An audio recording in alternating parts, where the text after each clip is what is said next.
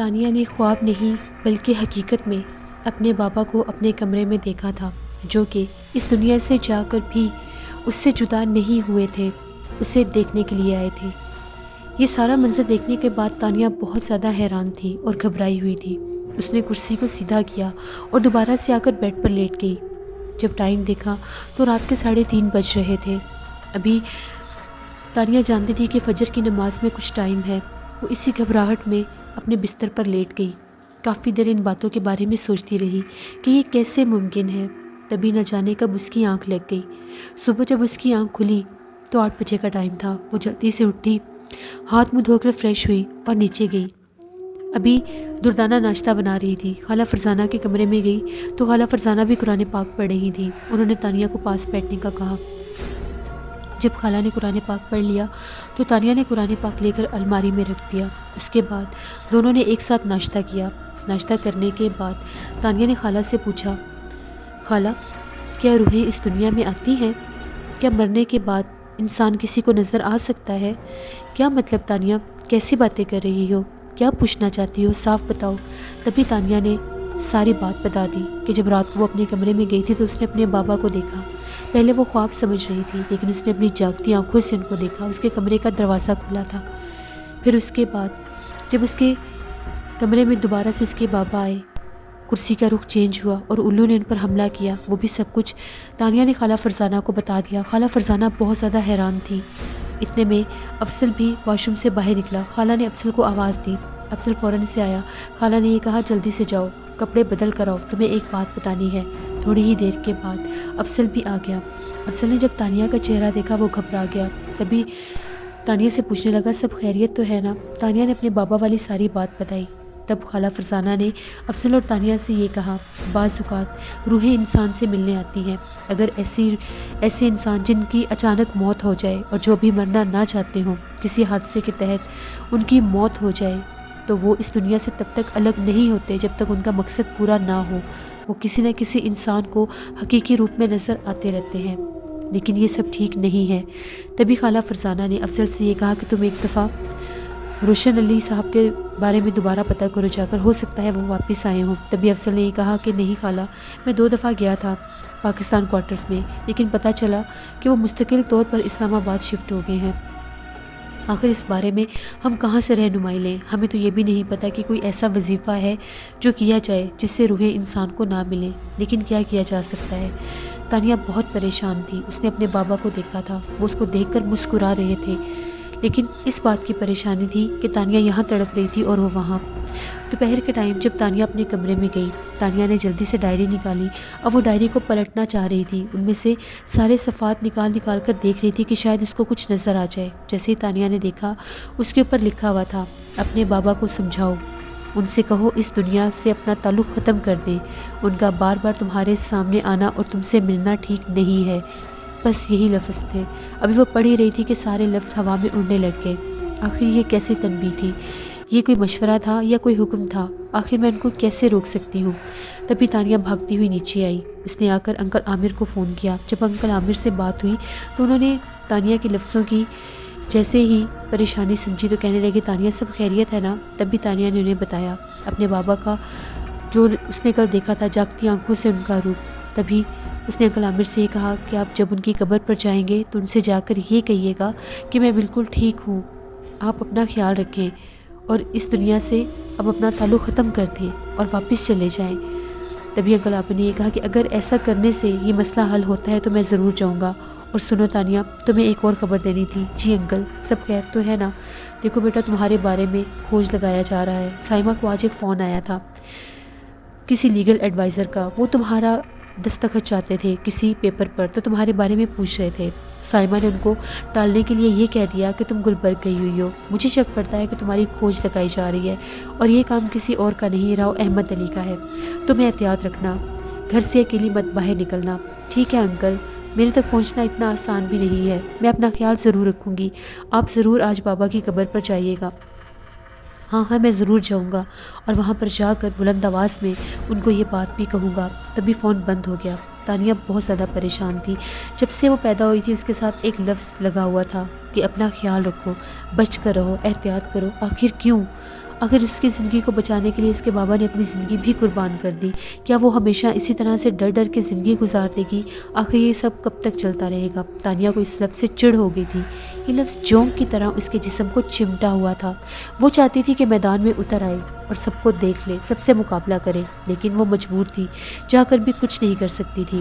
کافی دیر وہاں پر بیٹھی رہی، پھر اپنے کمرے میں آنے لگی۔ رات کا کھانا کھانے کے بعد جب باہر نکلی تو ایک نظر اس پرسرار کمرے پر ڈالی۔ وہ جوں کا توں تھا، اس کا دروازہ بند تھا اور ہینڈل کے اوپر تعویذ لٹکا ہوا تھا۔ تبھی اپنے کمرے میں واپس آ گئی، بہت پریشان تھی کہ کیا کرے۔ پھر ڈائری نکال کر بیٹھ گئی، اس کے ورک نکال کر پلٹنے لگی۔ سارے صفحے خالی تھے، کوئی تحریر نہیں تھی۔ تبھی اس نے ڈائری کو بند کر دیا۔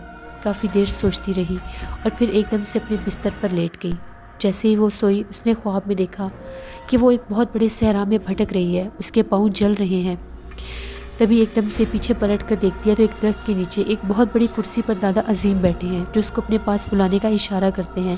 جیسے ہی تانیہ ان کے قریب جاتی ہے، وہ تانیہ کو ایک پیالے میں ٹھنڈا پانی دیتے ہیں اور کہتے ہیں چھاؤں میں آ جاؤ۔ جب تانیہ چھاؤں میں آتی ہے تو وہ پانی پیتی ہے، اس کو سکون مل جاتا ہے۔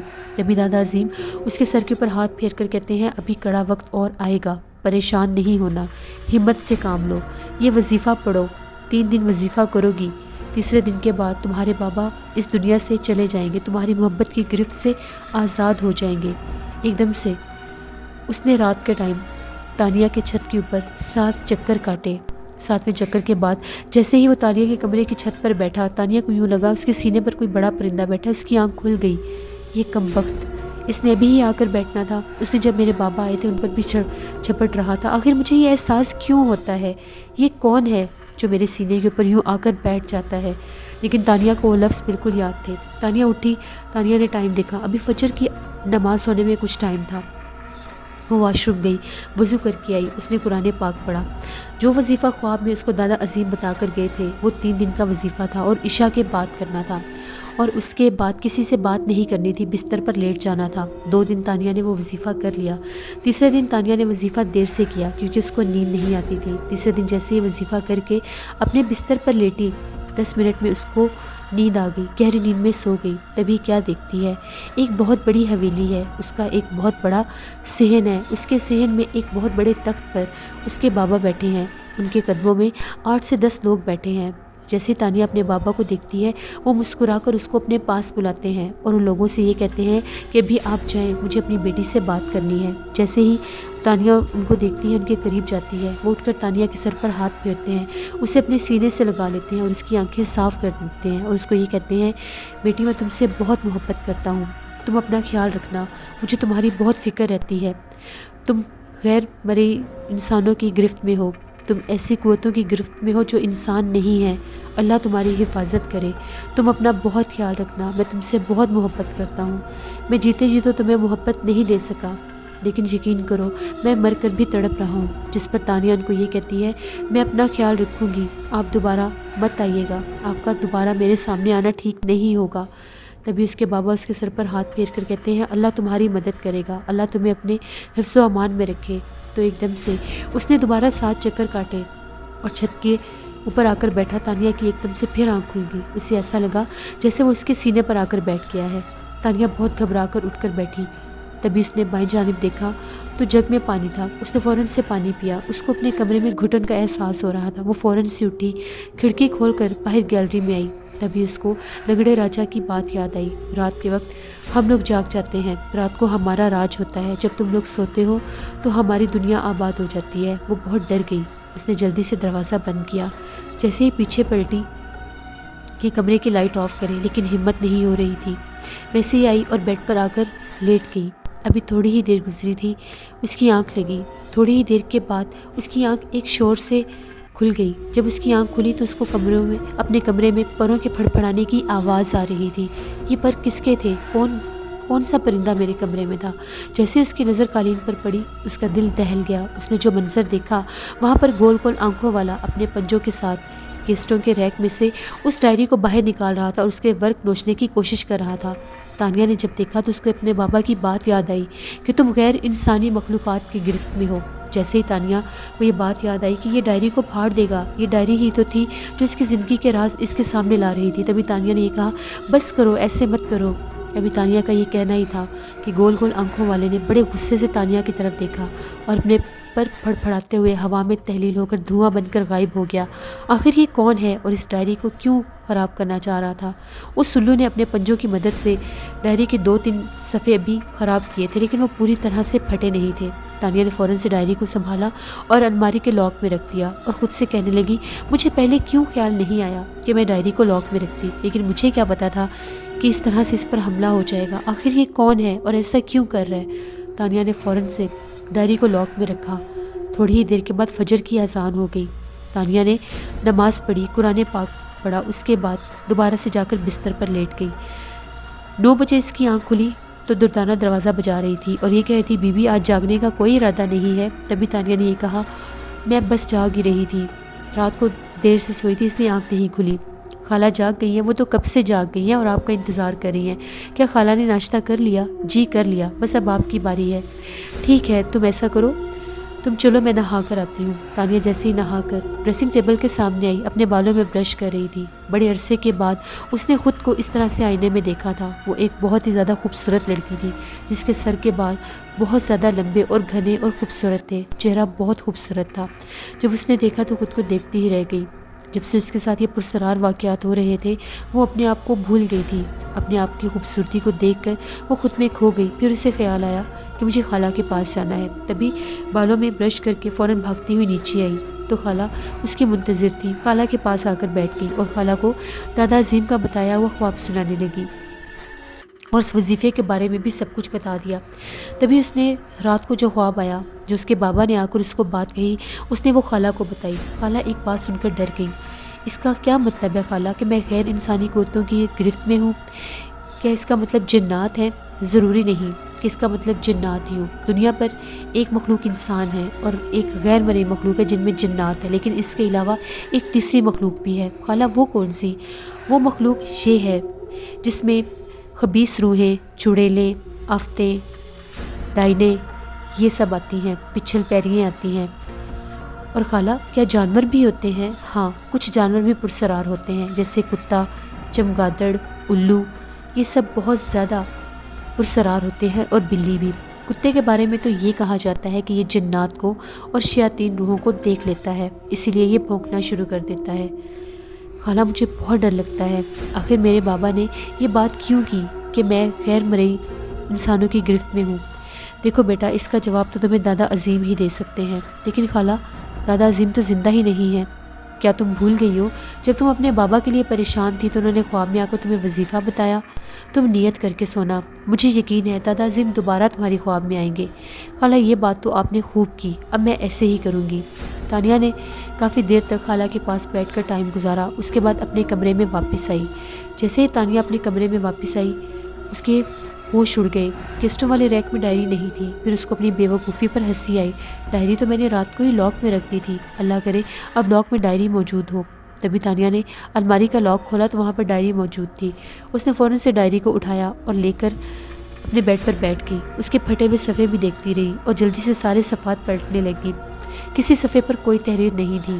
تبھی ایک دم سے اس نے دیکھا ڈائری کے آخری صفحے پر اسی کمرے کی تصویر نمودار ہوئی جو پرسرار کمرہ تھا، لنگڑے راجا والا کمرہ۔ تھوڑی ہی دیر کے بعد وہ تصویر مدھم ہو گئی اور اس کے خواب والی جھونپڑی کی تصویر نمودار ہوئی جس کی چھت کے اوپر ایک الو بیٹھا تھا اور دروازے میں ایک سانپ۔ آخر یہ سب کیا تھا؟ ان دونوں کا آپس میں کیا مقصد ہے؟ یہی تصویر دادا عظیم نے بھی بنائی تھی۔ تبھی وہ ڈائری کے صفحے بار بار پلٹنے لگ گئی کہ شاید اس کو اس کا مطلب پتہ چل جائے۔ تبھی ایک صفحے کے اوپر کچھ تحریر نمودار ہوئی، لیکن وہ ایک سفر نامہ تھا۔ اب تانیہ کا سفر شروع ہو رہا تھا، اس سے پہلے تانیہ کو جو کچھ کرنا تھا۔ تبھی تانیہ فوراً سے اٹھی، ڈائری بند کی، اپنا ایک بیگ نکالا، اس میں ضرورت کا سامان رکھا اور بڑی احتیاط کے ساتھ اس ڈائری کو بھی رکھ لیا۔ سامان پیک کرنے کے بعد وہ نیچے آئی اور آ کر خالہ کو یہ کہنے لگی، خالہ میرا بہت دل چاہ رہا ہے کہ آج ہم لوگ باہر آؤٹنگ پہ جائیں، پکنک منانے جائیں، اور کیوں نہ ہم لوگ کھانا بھی باہر ہی کھائیں گے۔ کیا کہتی ہو دردانہ؟ جیسے دردانہ نے سنا دردانہ بہت خوش ہو گئی۔ تبھی تانیہ نے جلدی سے افضل بھائی کو فون کیا اور افضل بھائی کو یہ کہنے لگی آج آپ جلدی گھر آ جائیں، ہم لوگوں کو پکنک پر جانا ہے۔ پہلے ہم لوگ ساحل سمندر جائیں گے، اس کے بعد ہم لوگ ہل پارک جائیں گے، رات کا کھانا وہیں پر کھائیں گے، اس کے بعد ہم لوگ آئس کریم کھا کر واپس آئیں گے، 11 بجے تک ہم لوگ گھر واپس آئیں گے، بس آپ جلدی سے آ جائیں۔ افسر بھائی نے جب تانیہ کا یہ پلان سنا انہیں یہی لگا کہ شاید وہ اپنا دل بہلانا چاہتی ہے، تبھی انہوں نے کہا کہ ٹھیک ہے میں ابھی آ جاتا ہوں۔ دردانہ نے کہا کہ ٹھیک ہے میں رات کی تیاریاں شروع کرتی ہوں، بی بی میں آپ کے لیے 3 نہیں 10 ڈشز بناؤں گی۔ تانیہ نے یہ کہا کہ ہاں تم جلدی سے کرو، تب شام کی تیاری شروع کرو، تھوڑا ہی وقت ہے۔ تبھی خالہ فرزانہ تانیہ کو عجیب نظروں سے دیکھ رہی تھی۔ میری بیٹی آخر تم کیا سوچ رہی ہو؟ تم نے اچانک باہر آؤٹنگ کا پروگرام کیوں بنایا؟ او ہو خالہ کیا ہو گیا آپ کو؟ کوئی ایسی ویسی بات نہیں، بس میرا دل چاہ رہا تھا کہ ہم لوگ ایک ساتھ ٹائم گزاریں۔ آپ کو تو پتہ ہے زندگی کا کوئی بھروسہ نہیں، ایسی پاگلوں والی باتیں مت کرو، بے وقوف تو نہیں ہو تم؟ یہ آج کل کی لڑکیاں بھی بہت پاگل ہیں، زندگی موت کی باتیں تو یوں کرتی ہیں جیسے آئس کریم خریدنے جا رہی ہوں۔ اچھا آئس کریم سے یاد آیا خالہ آپ کو کون سا فلیور پسند ہے؟ بس کرو مجھے اتنی بے وقوف مت سمجھو۔ تبھی وہ خفگی کے لہجے میں پان بنانے لگیں۔ تبھی تانیہ نے ان کو بڑی محبت سے کہا خالہ ایک پان مجھے بھی دے دیں۔ خالہ نے اس کے لیے ایک بہت اچھا سا پان لگایا۔ تانیہ جانتی تھی آج رات سے اس کا سفر شروع ہو جائے گا، پتہ نہیں پھر وہ واپس آئے گی یا نہیں، پتہ نہیں دوبارہ خالہ کو دیکھ سکے گی یا نہیں۔ تانیہ بہت زیادہ پریشان تھی۔ تانیہ کو حکم ملا تھا، اس نے ڈائری میں پڑھا تھا کہ رات پورے 2:30 بجے پرسرار کمرے میں داخل ہو جانا، تمہارا سفر شروع ہوگا۔ اپنے بیگ میں ضرورت کا سامان رکھ لینا، کوئی نہیں جانتا تم کب واپس آؤ گی۔ اب تم اپنے بھائی کی تلاش میں نکل رہی ہو، صبر رکھنا، تمہیں اپنی منزل پر پہنچنا ہے۔ اسی لیے تانیہ نے یہ پلان بنایا تھا کہ جانے سے پہلے کچھ لمحات وہ محفوظ کر لے۔ تبھی افضل آ گیا، پکنک پر جانے کی تیاری ہوئی۔ جیسے ہی گھر سے سب نکلے سیدھا ساحل سمندر پر گئے۔ رات 9 بجے تک وہاں پر ٹہلتے رہے، سب نے بہت اچھی طرح سے وقت گزارا۔ خالہ فرزانہ زیادہ چل پھر نہیں سکتی تھی، اس لیے وہ ساحل پر ایک اچھی جگہ پر دردانہ کے ساتھ بیٹھی ہوئی تھی۔ تبھی سب نے ہل پارک کا رخ کیا، وہاں پر جا کر پکنک کی تیاری ہوئی، سب نے مل کر خوب کھانا کھایا۔ دردانہ نے کھانا بہت اچھا بنایا تھا۔ واپسی پر سب نے آئس کریم کھائی اور 11:30 بجے تک گھر واپس آ گئے۔ سب بہت زیادہ خوش تھے، لیکن خالہ فرزانہ کا دل کچھ عجیب سا ٹھٹکا ہوا تھا۔ تانیہ اپنے کمرے میں چلی گئی۔ جیسے ہی خالہ فرزانہ کی آنکھ کھلی، ابھی صبح کے 6 بج رہے تھے۔ خالہ کا دل عجیب سا ہو رہا تھا، ان کا دل بیٹھا جا رہا تھا، ان کو ایسا لگ رہا تھا شاید کچھ ہونے والا ہے۔ تبھی خالہ باہر نکلی تو تانیہ ابھی تک نیچے نہیں آئی تھی۔ ابھی کیسے آتی؟ ابھی تو بہت صبح کا وقت تھا۔ خالہ ٹہلتی ٹہلتی باہر آ گئی۔ شاید رات کو کھانا زیادہ کھا لیا تھا، اس لیے دل گھبرا رہا ہے، لیکن نہیں کچھ ہونے والا ہے، پتہ نہیں مجھے کیوں ایسا لگ رہا ہے۔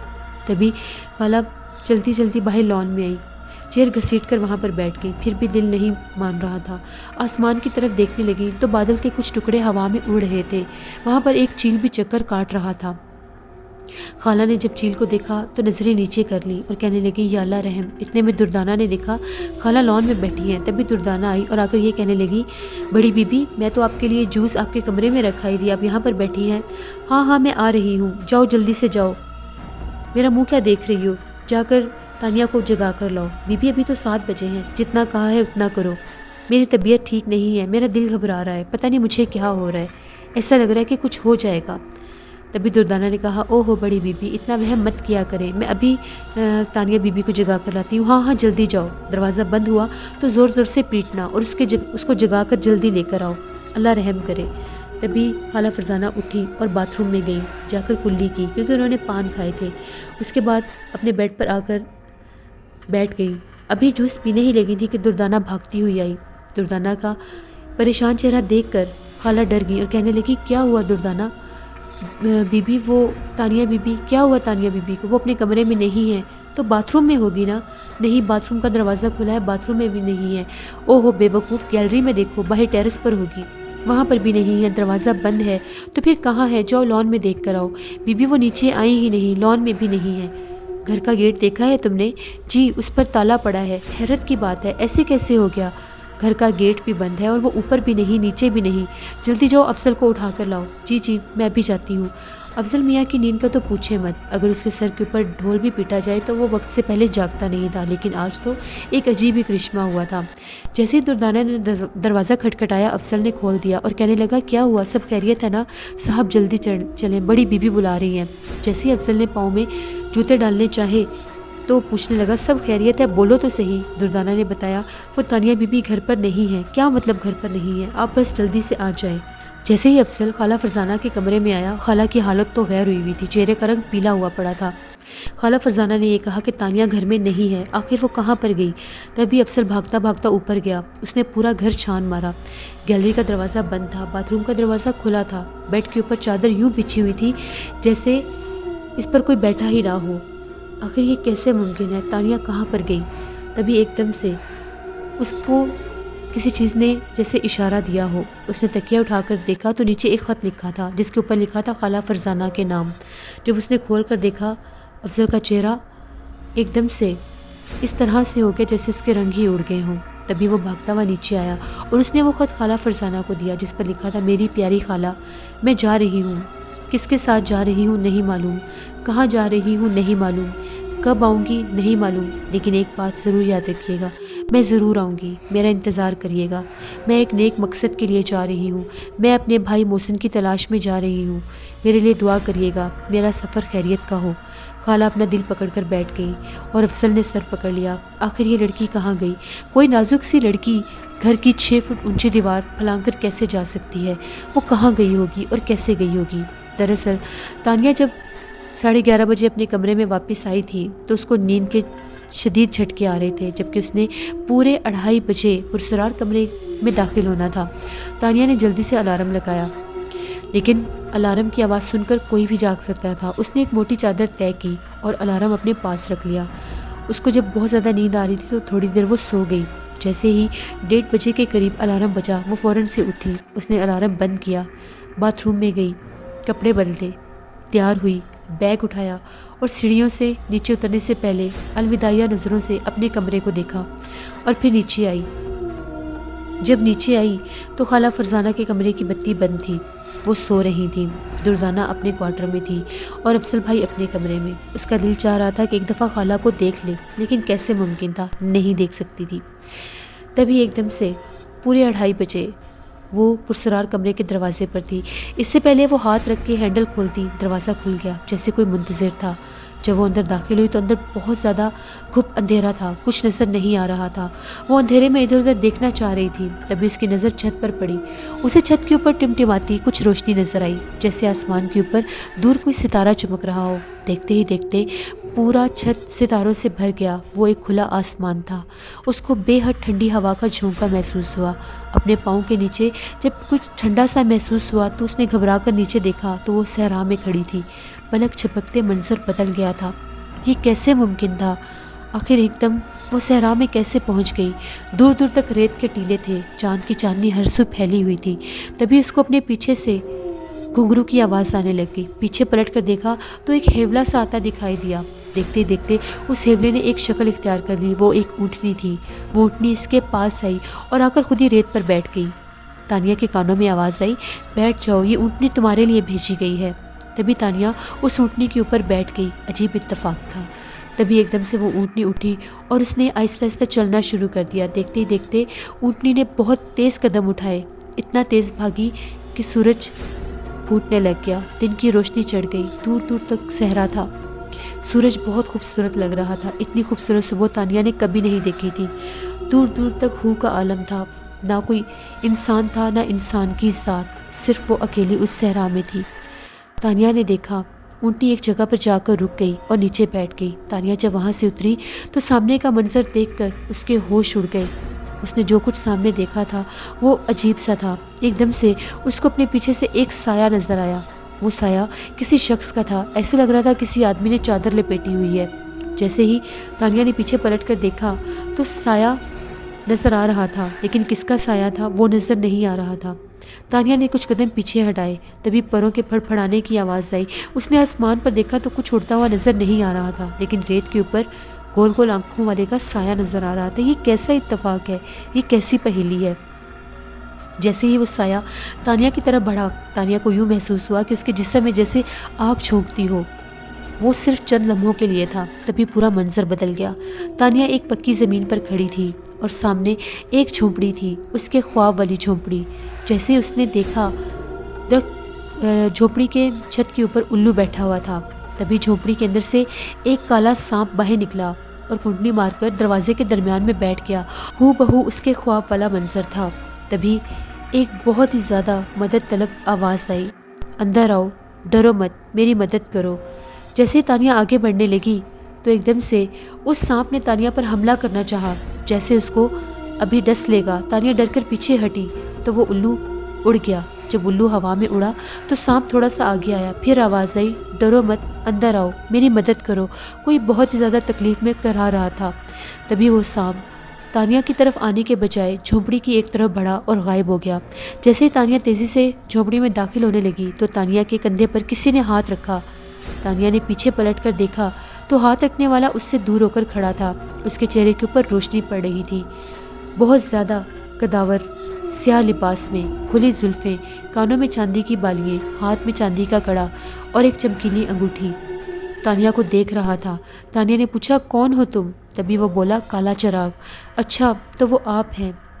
ہاں جی، آپ کو پیغام دے کر آیا تھا کہ کوئی صحرا میں آپ کا منتظر ہے۔ دیکھیے، مجھے اس جھونپڑی میں جانا ہے۔ اس جھونپڑی میں جانے سے پہلے یہ جان لیجئے کہ اندر کا منظر دیکھ کر آپ ڈر جائیں گی۔ آخر جھونپڑی میں کون ہے؟ جھونپڑی میں آپ کا بھائی ہے۔ میرا بھائی ہے تو مجھے کیوں روکا؟ مجھے جانے دیں۔ آپ کا بھائی جس تکلیف میں ہے آپ برداشت نہیں کر سکیں گی۔ میرا بھائی کس تکلیف میں ہے؟ مجھے دیکھنے دیں۔ آپ کا بھائی بکا کی قید میں ہے۔ بکا؟ یہ بکا کون ہے؟ سب پتہ چلے گا، ابھی میرے ساتھ چلیے۔ تانیہ نے پھر کہا، اب مجھے مت روکیں، مجھے جانے دیں۔ میں جو کہہ رہا ہوں میری بات کو مانیے، یہ آپ کے فائدے کی بات ہے۔ ابھی میرے ساتھ میری وادی میں چلیے، وہاں پر چل کر آپ کو سب بتا دوں گا۔ تانیہ جانتی تھی کہ اگر یہ مجھے روک رہا ہے تو ضرور اس میں کوئی راز پوشیدہ ہے۔ تانیہ چپ چاپ اس کے پیچھے چلنے لگی۔ جیسے ہی تانیہ اس کے پیچھے چلتی ہوئی جا رہی تھی، ایک دم سے پھر ایک سایہ سا نمودار ہوا۔ اس نے تانیہ سے یہ کہا، ایسا کیجئے، میرے سائے میں آئیے۔ تانیہ اس کے سائے میں گئی تو تانیہ کو یوں لگا کہ جیسے اس کا جسم جل کر بھسم ہو رہا ہے۔ وہ ایک لمحے کے لیے تھا، پھر منظر بدل گیا۔ تانیہ نے خود کو ایک کھنڈر میں پایا، ایک عجیب و غریب کھنڈر تھا۔ کالا چراغ اس کی سیڑھیوں سے نیچے اتر رہا تھا۔ اس نے تانیہ سے یہ کہا، آ جائیے، میرے پیچھے پیچھے چلتی آئیں۔ تبھی تانیہ اس کے پیچھے سیڑھیوں سے اترنے لگی۔ وہ سیڑھیاں کافی گہرائی میں جا رہی تھیں۔ جب تانیہ ان سیڑھیوں سے اترتی ہوئی نیچے آئی تو آگے کا منظر بہت عجیب تھا۔ وہ سمجھ رہی تھی کہ شاید یہ سیڑھیاں کسی غار میں جا رہی ہیں، لیکن آگے کا منظر دیکھ کر وہ حیرت زدہ ہو گئی۔ ایک خوبصورت صبح تھی، ہر طرف خوبصورت جھونپڑیاں تھیں۔ یہ کون سی جگہ ہے؟ یہ کیسا منظر ہے؟ لیکن حیرت انگیز بات ہے، وہاں پر کوئی انسان نہیں تھا۔ تبھی تانیہ نے پوچھا، کیا یہاں پر کوئی نہیں ہے؟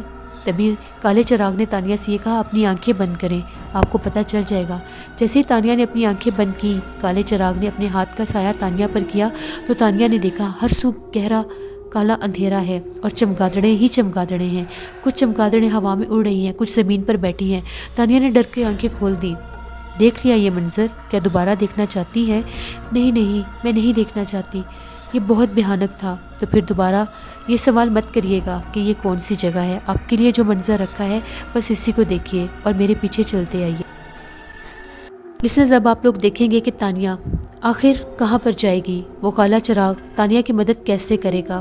کیا تانیہ اپنے بھائی کو بکا کی قید سے آزاد کر لے گی؟ اور کیا تانیہ واپس انسانوں کی دنیا میں جائے گی؟ یہ سب کچھ جاننے کے لیے آپ لوگوں کو ہوش ربا ناول کی اگلی ایپیسوڈ دیکھنی پڑے گی، جو میں کل آپ لوگوں کے لیے لے کر آؤں گی۔ اس ناول کو آپ کتنا انجوائے کریں، اپنا فیڈ بیک مجھے ضرور دیں، اور جن لوگوں نے ابھی تک ہارر اردو سینٹر کو سبسکرائب نہیں کیا، ہارر اردو سینٹر کو ضرور سبسکرائب کریں۔ اس پر آپ لوگوں کے لیے میں اسی طرح سے ناولز آن ایئر کروں گی۔ Thank you for watching, stay blessed, اللہ نگہبان۔